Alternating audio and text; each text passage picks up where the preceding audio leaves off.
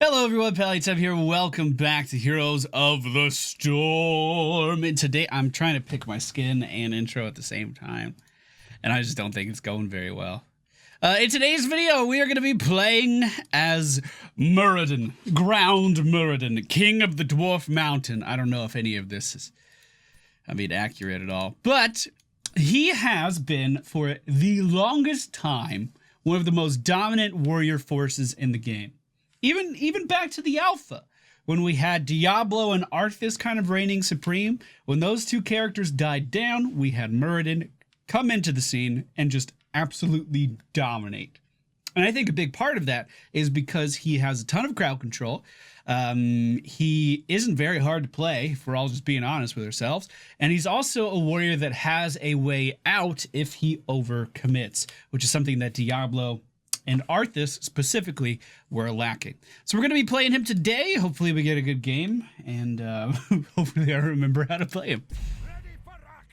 All right, ladies and gentlemen, we find ourselves in the Infernal Shrines today. I'm going to go for the Third Wind talent here. Increases our health regeneration rate from 80 per second, or to 80 per second, and raises the health threshold from 60%. What, fuck it, we heal for more. Fuck it. Like, there's way too many numbers in there. Way too many numbers in there. Basically, when we're low on health, if we just dip out of combat for a second, we're gonna heal for more, which is really nice, simple, and easy. My biggest, I don't want to say drawback, but my biggest obstacle when approaching playing Muradin is the simple fact that he runs out of mana so easy. So easy. So I'm still working on like controlling my mana bar a little bit more, making sure I don't spend all this mana on nothing, and hopefully we can do that today. Hopefully we can make it work. I'm just here to soak XP and nothing else. I'm not trying to push the lane. If I had to give him a weakness, I would say that was his one major drawback. The mana consumption part really sucks, and then the fact that he doesn't really have any lane clear is a pretty big drawback as well. But we can take a ton of pressure here. Like, I'm not worried about dying at all, especially versus their team that they have here. They're not very bursty. And then when it's time to leave, I mean, just look at our health bar. We're healing for 80 a second right now. It's actually crazy. Our health regen normally is only 5.3, but you let our talent kick in, our trait kick in, and all of a sudden, dude, we're just golden. And we could just sit here and punch this guy all day, I think. I don't think we really have anything at all to be worried about. Let's stun him. Oh yeah, that's who I meant to stun, yeah. Yeah, that's totally who I meant to stun. And again, most warriors in this situation would have to leave. You know what we do? We just don't take damage for a few seconds, and then we'll be right back up to full health like nothing happened. Now, there have not been a ton of really dramatic changes to Muradin over the course of his development. The biggest one, by a mile, was when Blizzard decided, you know what, we have a bunch of characters that basically do the same damn thing, we don't like it. And they were trying to take needless aspects out of characters that kind of overlapped with other things that other warriors could do. And one of the things they removed from Muradin is on his avatar, he used to stun every like 3 auto attacks or something. It wasn't a crazy long stun or anything, but it was a stun. And this allowed him to interrupt healers, no problem. This allowed him to do a lot more control than really his kit needed. So they took that away, and what we have now is a Muradin that has one major stun, his Q ability, and it's so important. And you have to land that Q ability or you are going to be in trouble. I think here I want to go for the second time Thunderburn. We want our W to go off twice. And basically everyone was shouting to the skies that he was going to be completely unplayable with these changes. And oh my god, what are you doing, Blizzard? I can't believe you thought this was a good idea, etc, etc, etc. And really, it felt pretty good. I'm not going to say the change wasn't needed. I do think it was. Because he was just too fucking good at everything. Like right now, we're about to die. You know what we do? We just stand here for a second. Granted, we're the entire front line for our team, so they probably need me to go back in a little bit faster, but he can heal for more damage than any other warrior in the game without having to do anything. Like that's the important part of that. He does nothing to gain all of that healing. All right, Dahaka did move in and move the tank closer to me. I'm gonna die. No, we good. We healing. We can go back in now. And now we just chilling. We just chilled again. And there's this really interesting like ebb and flow to combat with Muradin that I've always found fascinating, where he can play hyper aggressive and go in and try to mitigate all the damage that the world has ever seen up until the point that his health gets low, and then he just takes 2 steps out of battle and then does it all over again. The enemy team is slightly ahead on the objective, so we're just going to try to pressure these guys a little bit more. I was trying to stun Falstad in the in the damage abilities of that Chromie, but she didn't need it. She landed all of her shots. She did the right thing. Azmodan's still dunking the point. Now, I will say this is not Muradin's best map for a variety of reasons. He can only stun 1 target at a time, and minions will block this stun. So we may have to go for Piercing Bolt out of pure necessity. And he can't really regen if the objective is constantly hitting him. So on a map like Battlefield of Eternity, for instance, see I stunned the minion there and not hammer. On a map like Battlefield of Eternity, we could continue to do the objective, continue to deal damage to that objective, and then while we're doing it, we would regenerate a ton of our HP because, well, the objective isn't necessarily hitting us. I was attempting to stun him again so Chromie could land her abilities, but that Falstad, he was on top of it. He moved right out of the way. I do think I am going to go for Iron Forged Momentum. This is his battle momentum. Again, this does not work on heroic abilities any longer. It is only basic abilities. But if I wanted to heal a bit more later on, which I think is going to be the plan, and if I wanted to stun single targets a little bit more later on, then we can use that battle momentum to just get these spells off a little bit faster. Which is good. Which is fine. He can get a little bit of lane clear with his W talents, but it's not like they're going to be incredible by any means. You know, he's never going to replace Johanna in that regard. But he has kind of cemented himself right at the top of the meta, and he's been there for a really long time. Just because I think of how versatile his kit actually is. Like, if we needed more stuns at level 7, we could have gotten Piercing Bolt. If we wanted to do a Q build that could also do single target siege damage to buildings later on, we could have gone for the Perfect Storm at level 1. If we wanted more self-healing, we could follow a similar build that we're doing right now. If we want to deal more auto attack damage, there's talents for that. And all of these talents can go together in a very cohesive way.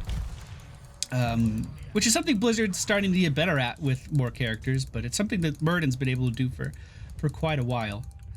Can we make any? No, they see me. Ah, these stupid mines. I was gonna say, I wanted to try to make something happen there to that hammer before the objective started. Our Dahaka, unfortunately, has been taken down. I'm gonna start the objective, try to round as many of these guys up and kill them before the enemy team can take all of them from me, which I'm afraid is happening right now. We do need to go peel for Chromie. I know that.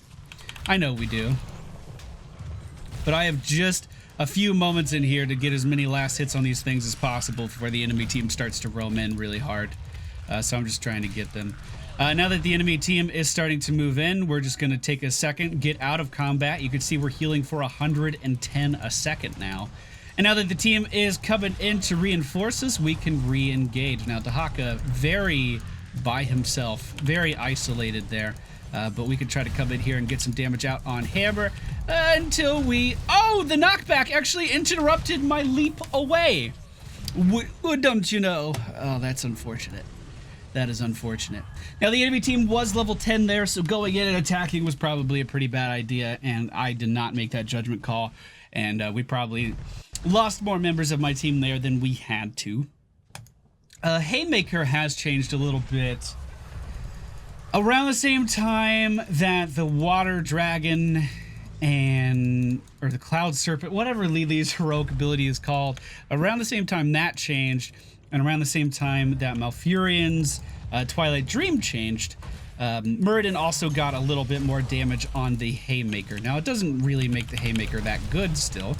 You can make plays happen with it for sure, but, you know, it's not like it's not incredible by any means. Let's try to land one more stun here before this enemy team goes too far. Beautiful, beautiful. Can we keep it going? I mean, I'm kind of baiting right now. I don't think I'm in any threat of dying. Now, unfortunately, while we were pushing that down, we have had the Punisher pushing the whole time. Did I take damage? I sure did. Brought myself out of my trait and everything. Feels bad, man. But it shouldn't get any more value than the one building it already has taken down. Now, unfortunately, we don't have a lot of pushing power here on this team, so we probably do need to prioritize these objectives a little bit more. The enemy team is about half a level ahead of us right now. Not a full talent tier or anything, but we do need to close that gap before the next objective starts. Because we don't want to go into two of these completely outnumbered. There we go, there we go, there we go. So I'm going to head straight to the middle lane. Fucking dodged it. Nice. Straight to the middle lane and start to clear that out and hopefully generate enough XP for my team there. Now, again, our AoE clearing is not phenomenal by any means, but we can walk it here and we can get some shit done. Let's try to leave before that Tyrael engages on me too hard. We don't need the sippy cup here because I've been managing my mana relatively well. We just need to sit out of combat. And you can see we're healing for 123 a tick. It just keeps going up. It's actually incredible. There's a team fight going on at the top of the screen. Let's go in here and see if we can make anything happen for our team. Looks like Karazim was caught just a little bit, and we were able to take him down there. I think with that gust from Falstad, we won't be able to get anything else, but that kill was actually pretty good for us. Gave us a significant amount of XP there. Let's go ahead and completely fucking miss our stun on Asmodan. We can jump to this side, go ahead and pop Avatar, and then try to reduce the amount of damage that Sergeant Hammer can deal with our W ability. No! Feels bad. I stayed a second too long. Now, our W ability, what it does is it deals area damage around us, but why I said it would reduce the damage of that Sergeant Hammer is because it also reduces attack speed by 25%, which is why the... I think we're going to get healing here. Yeah, let's get healing here. Which is why the cooldown reduction at level 7 can be so instrumental. When you have a target like Sergeant Hammer who's just going to be sitting in that effect and not moving anywhere, you can massively reduce the amount of damage that they are dealing. Now, it would be more beneficial if I was able to sit there and continue to trade into her and reduce my cooldowns even more and just keep this going. But, you know, we couldn't.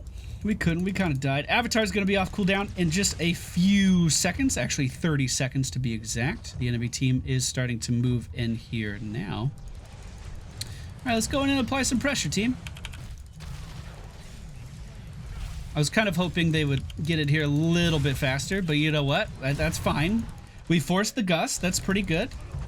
Let's go in and make sure our Kael'thas does not need our help with that peel. Asmodan for the enemy team is still soaking the middle lane, and Dahaka for our team is still down in the bottom lane. Now, of course, ouch! Oh, ow! Oh, that 7-sided strike hurts so much. And we do not have the crystal to save us from Ariel, even though it was off of cooldown. It definitely would have been a good crystal moment there. Apparently, Kael'thas rotated down to middle. I didn't see that. So, you know, my fault moving in there, for sure.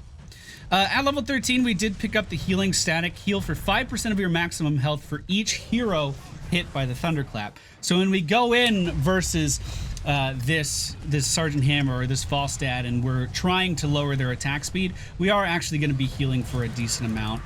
Our team is posturing really passively, and I mean, I guess I understand why. We do have a Chromie and a Kael'thas as our main damage dealers, but they need to also have confidence in Dahaka when he's going in and he's trying to set up plays. You can't just ignore all of those and expect a good outcome here. Let's just go ahead and try to AoE these down. We should be able to clear this relatively well, actually. The enemy team only needs 14 more to get their objective going, so we do need to try to keep them out of there to the best of our ability. Sergeant Hammer is going to be stunned here. That 7-sided strike deals percentage-based health damage. And as you can imagine, Muradin has a lot of fucking health. So 7-sided strike is going to deal so much damage to us every single time. Oh, that was actually a really good knockback there. Let's move in front. Avatar coming out here. We'll try to just heal up off of this Karazim. I think we're doing it, team. I think we're doing it, team. I'm going to have to jump out for just a second. We'll grab the sippy cup. We'll dodge this dunk. No dunk actually came. All right, re-engaging now. We are healing over time. We are going to go for... Never mind. All of our damage that was on the point are dead. We're going to go for a heavy impact here, which is just going to be a mini stun when we jump in on targets. Oh, like this hammer. I mean, not that the mini stun does us a ton of good there. The objective for the enemy team is going to be pushing the top lane. Pretty even match so far, to be totally honest. There you go. Jump in on me. It's fine. Don't worry. I could take it. I'm a big old Muradin. I got thick skin. We should be able to deal a decent amount of damage to him as a team, as long as we can keep that Sergeant Hammer back. It's going to be a pretty big deal.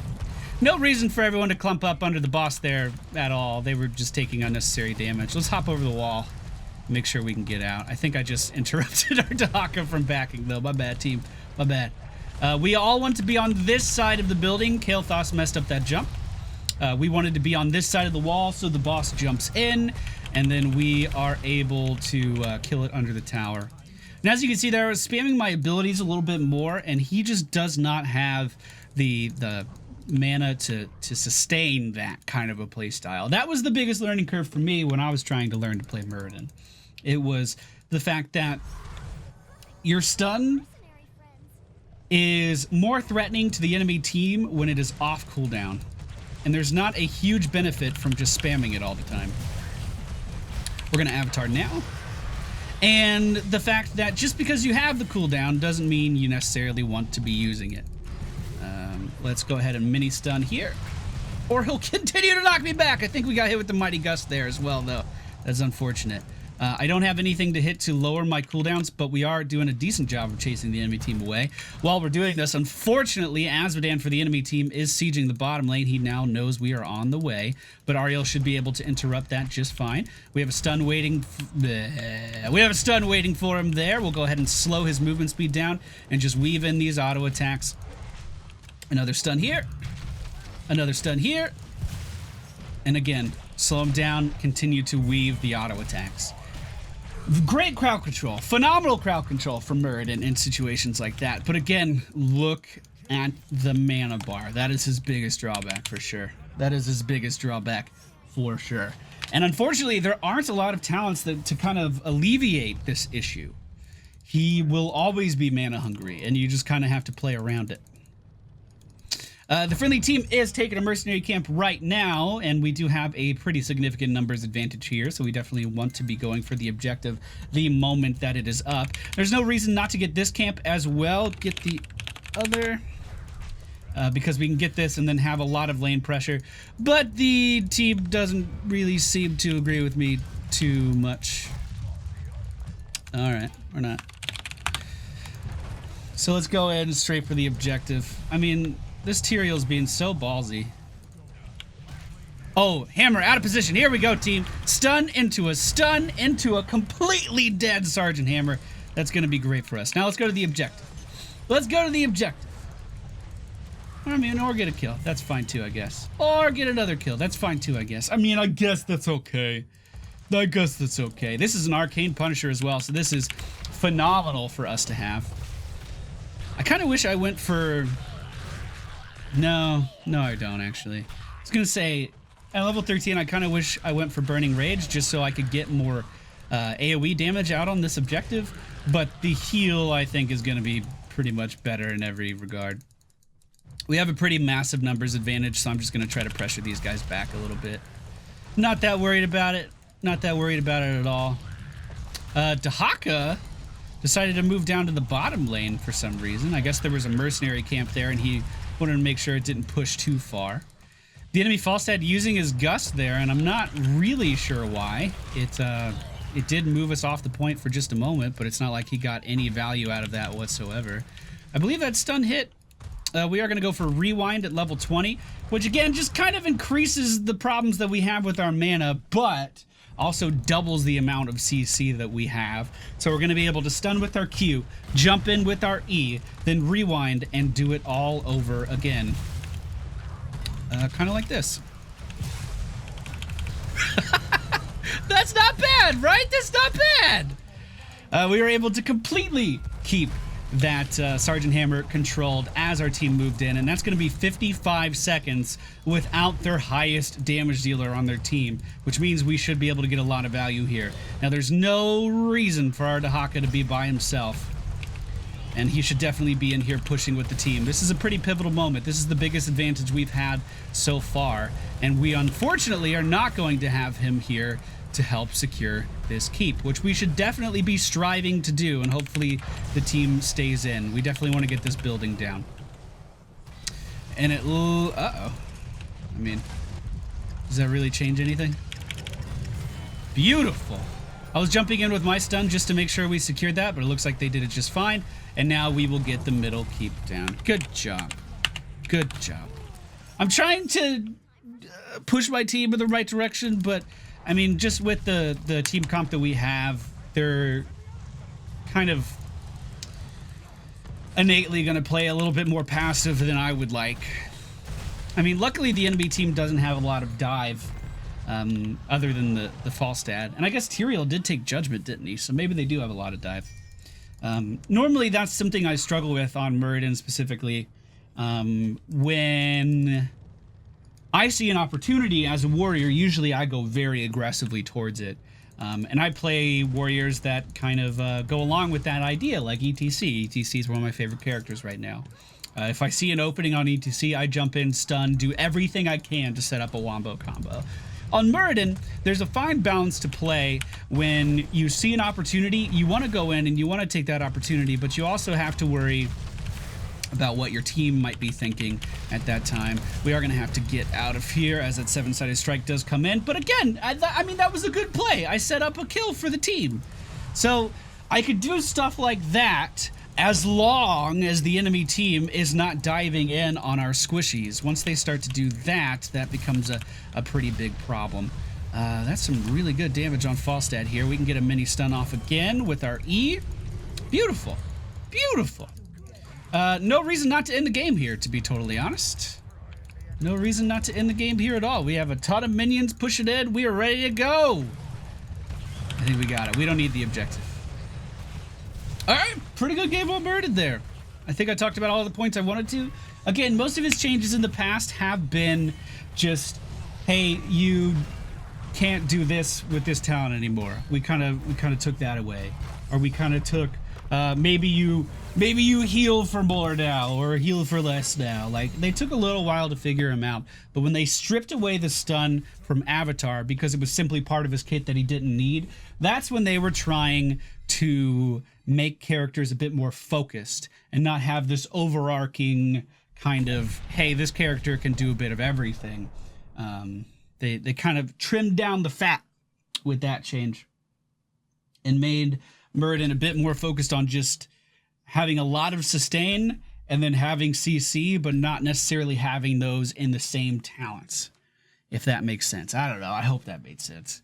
The talents I used in today's video: Third Wind, Thunderburn, Iron Forge, Momentum, Avatar, Healing Static, Heavy Impact, and Rewind. Again, the idea is that when we see an opportunity, we want to be able to dive in and then stun someone pretty much indefinitely. We have the cooldown reduction from Iron Forge Momentum here, which leads into us being able to land more Qs and more mini stuns with Heavy Impact. And then we also have Rewind on top of that, allowing us, to land more Qs and stuns with our E on top of that.